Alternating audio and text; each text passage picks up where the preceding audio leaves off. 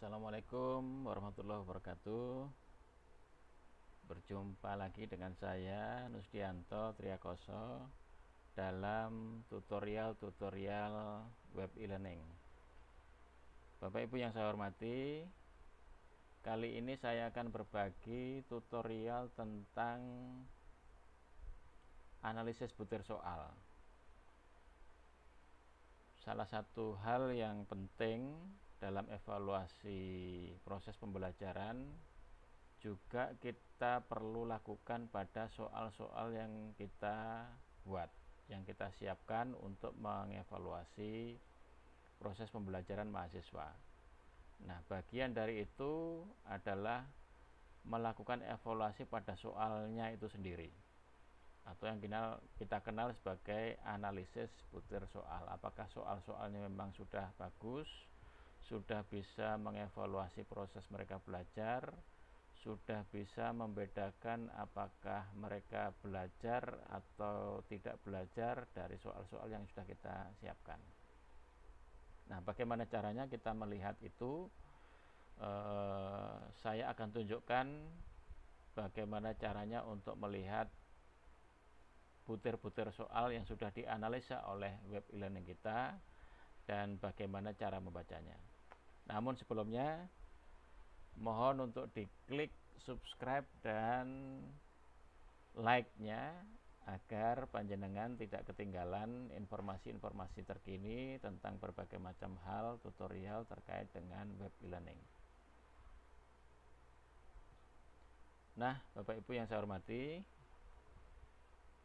langkah pertama sebelum kita bisa melihat analisis butir soal kita di web e-learning yang sudah kita siapkan, maka kita harus login ke kelas kita dengan akun yang sudah ditetapkan.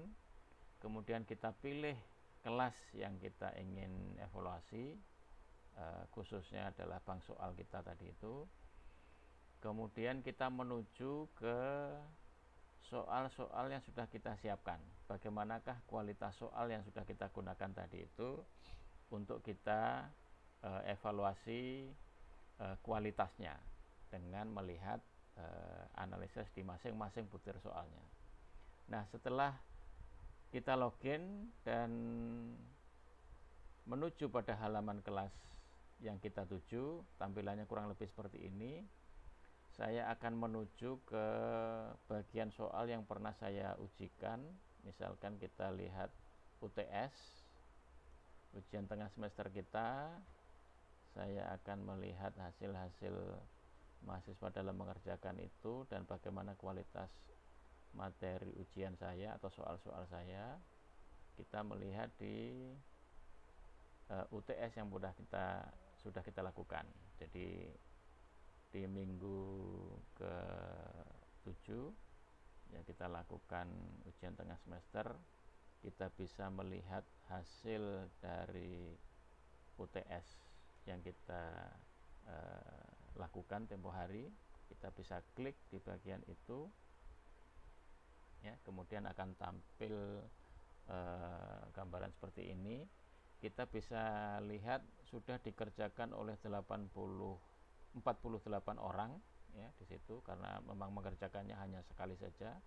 Jadi 48 orang sudah mengerjakan itu. Kita tinggal klik bagaimana nilai yang diperoleh dan nanti kan kita lihat analisis butir soal masing-masing. Dengan mengklik tadi itu attempt, maka nilai di sini kita tahu bahwa grades-nya, nilai-nilai mahasiswanya yang mengerjakan satu persatu tampak pada kolom atau tabel nilai tadi itu. Jadi saudara mahasiswa Wika Safa nilainya sekian dan mahasiswa yang lain juga sekian. Di masing-masing item soal juga tercatat aktivitasnya dan tanda dia mengerjakan atau tidak, salah atau betul, semuanya tercatat di sana. Nah, kita akan melihat masing-masing soal tadi itu, mengevaluasi masing-masing soal. Kita bisa pilih statistik ya dari menu administrasi di UTS ataupun quiz tool kita, apapun evaluasi kita yang kita gunakan untuk mengevaluasi, kita bisa melihat di statistik. Kita pilih klik statistik.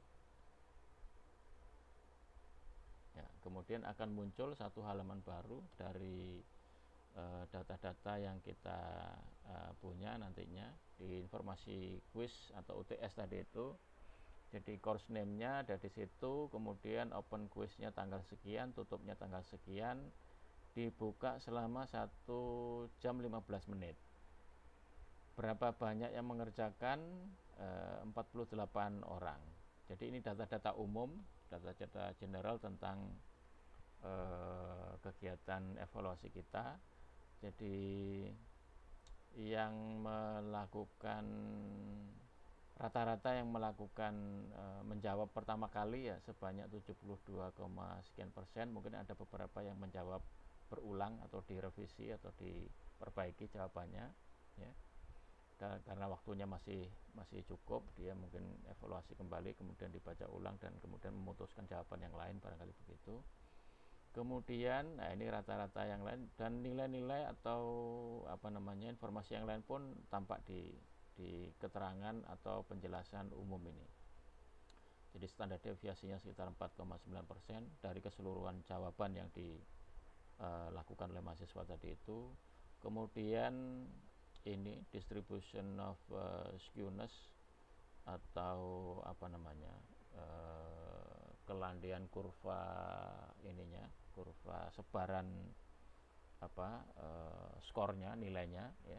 Ini juga demikian distribusi kurtosis atau lincip tidaknya tadi, mengerucut atau tidaknya distribusi scoring atau nilainya tadi itu, dan berbagai hal di situ tampak dilaporkan secara umum, ya, secara keseluruhan dari 48 proses mahasiswa tadi menjawab di masing-masing tiap-tiap butir soalnya. Nah, di bagian bawah kita bisa melihat analisis di masing-masing soal dari setelah dikerjakan oleh 48 orang tadi itu, untuk soal pertama dan hingga soal terakhir nanti di sana, ya, masing-masing dievaluasi termasuk statistik posisi pertanyaannya. Beberapa item yang perlu kita tahu, jadi di situ ada question name atau nama soalnya. Jadi saya berikan soal UTS 1, 2, 3 dan seterusnya sampai yang terakhir. Dia juga dijawab, jadi ini attempt-nya bahwa soal tiap-tiap soal tadi itu dijawab oleh 48 orang. Artinya semua orang menjawab soal yang nomor 1 dan semua soal juga demikian sama. Artinya tidak ada soal yang tidak dijawab oleh peserta ujian. Jadi semuanya 48 tadi itu terjawab semua. Kemudian kita bisa lihat di masing-masing evaluasinya tadi itu ada facility index. Jadi facility index ini kita bisa nyatakan semacam tingkat kesulitan soal, ya. Jadi facility index tadi nanti bisa dilihat di dokumen Moodle.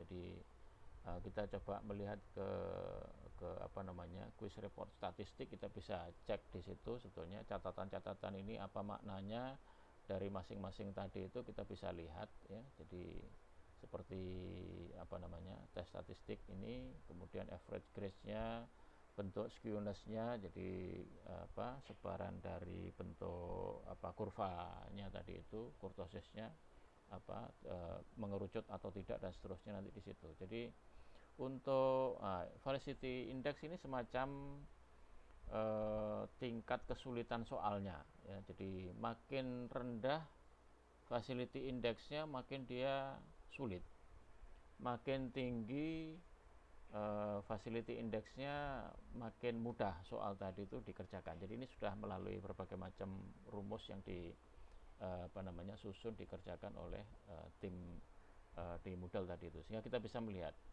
Jadi untuk soal nomor 1 ini facility indexnya 0, ini sulit sekali bagi mahasiswa.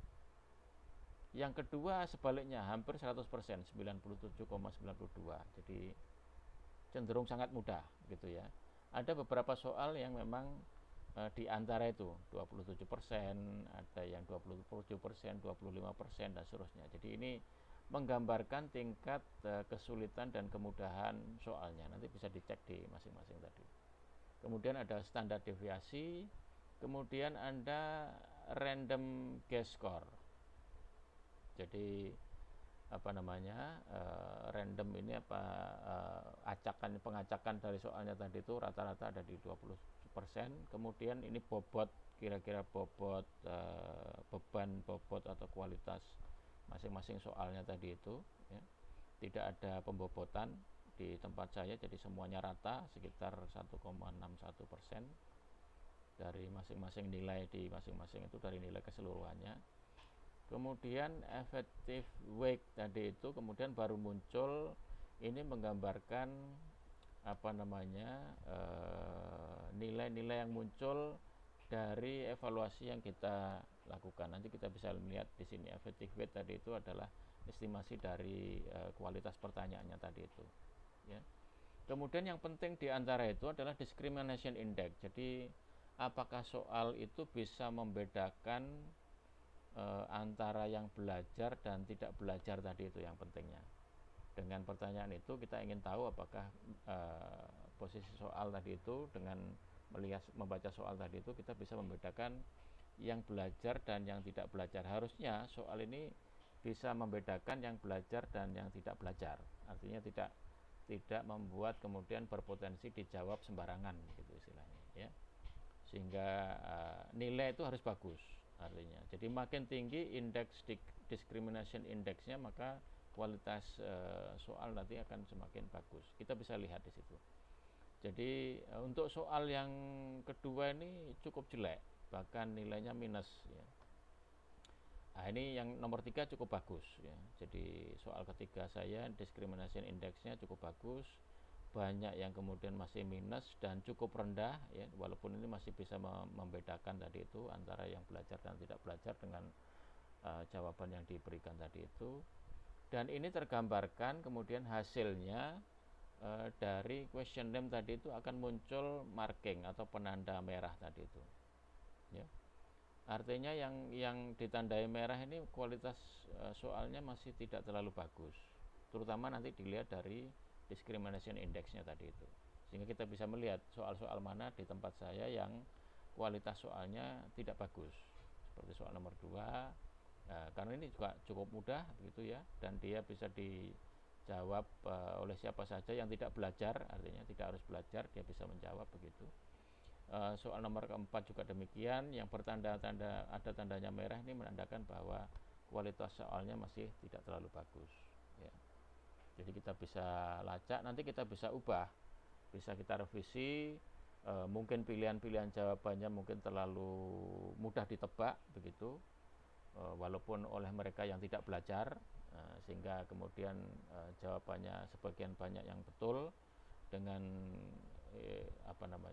identifikasi facility indexnya hampir 100%, hampir sangat mudah gitu, ya, siapapun bisa mengerjakan walaupun tidak belajar, misalkan begitu.